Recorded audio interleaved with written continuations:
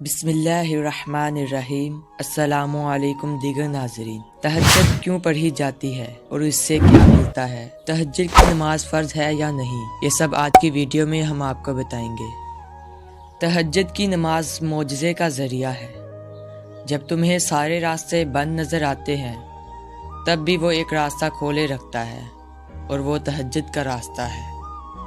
تہجد کی فضیلت صحیح بخاری کی حدیث نمبر 1142 میں یوں بیان کی گئی ہے کہ رسول اللہ صلی اللہ علیہ وسلم نے فرمایا کہ شیطان آدمی کے سر کے پیچھے رات میں سوتے وقت 3 گرہیں لگا دیتا ہے اور ہر گرہ پہ یہ افسو پھونک دیتا ہے کہ سو جا، ابھی رات بہت باقی ہے۔ پھر اگر کوئی بیدار ہو کر اللہ کی یاد کرنے لگا تو ایک گرہ کھل جاتی ہے، پھر جب وضو کرتا ہے تو دوسری گرہ کھل جاتی ہے، پھر اگر نماز فرض یا نفل پڑھے تو تیسری گرہ بھی کھل جاتی ہے۔ اس طرح صبح کے وقت آدمی چاق و چوبند خوش مزاج رہتا ہے ورنہ سست اور بد باطن رہتا ہے۔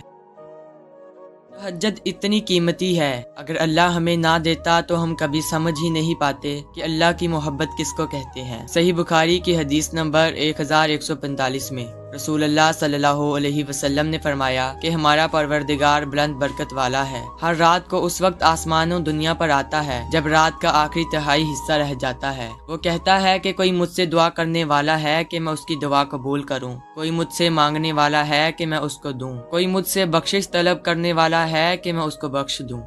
تہجد پڑھا کرو، کوئی ملے نہ ملے رب ضرور مل جائے گا۔ صحیح بخاری کی حدیث نمبر 1147 میں حضرت عائشہ صدیقہ رضی اللہ عنہ سے کسی نے پوچھا کہ نبی کریم صلی اللہ علیہ وآلہ وسلم رمضان میں رات کو کتنی رکعتیں پڑھتے تھے؟